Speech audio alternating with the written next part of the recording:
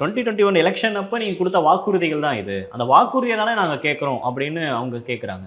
அமைச்சர் சேகர் பாபு நாங்கள் எங்கே வாக்குறுதி கொடுத்தோம் அப்படின்னு சொல்கிறாரு. சேம் டைம் நீங்கள் அதிகாரிகள் எப்படி பேசுனாங்க, அதிகாரிகள் வந்து இந்த விஷயத்தை ஹேண்டில் அடுத்து சொல்ல வந்தேன். அதுதான் அடுத்தது வந்து அமைச்சர்களுடைய பேச்சு. இன்ஃபேக்ட் இந்த மாதிரியான விஷயங்களில் வேறு பொலிட்டிக்கல் டேர்ம்ஸில் பேசுனதை மட்டும் முதலமைச்சர் சொன்னார், எங்கள் தலைவர்கள் என்ன பேசுகிறாங்களோ அப்படின்னு. இதுவுமே நல்ல இப்படியா பேசுவீங்க நீங்கள்? வாக்குறுதி கொடுத்தா என்ன, கொடுக்கலைன்னா என்ன, அதை விட்டுருங்க. வாக்குறுதி கொடுத்தாங்கங்கிறது ஒரு உண்மை, அது நாங்கள் எங்கே கொடுத்தோன்னு கேட்டாருங்கிறது ஒரு உண்மை. அது ரெண்டையுமே விட்டுருவோம். வாக்குறுதியே கொடுக்கல, அது பொய். வாக்குறுதி எங்கே கொடுத்தோம் அப்படின்னு அவர் சொன்னது பொய். கரெக்ட். அதை விட்டுருங்க. வாக்குறுதியே கொடுக்கல, இந்த கோரிக்கை நியாயமா இல்லையா?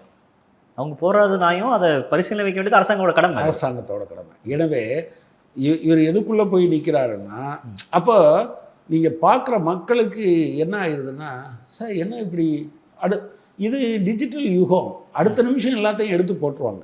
எஸ், நான் வருது. நான் சொல்கிறது, நீங்கள் வாக்குறுதியே கொடுக்கலைன்னு வச்சுக்கோங்க, வாக்குறுதியே கொடுக்கல, ஸோ வாட், இந்த கோரிக்கை நியாயமானதா இல்லையா? நியாயமானது தான். அதைத்தான் நீங்கள் பேசணும்.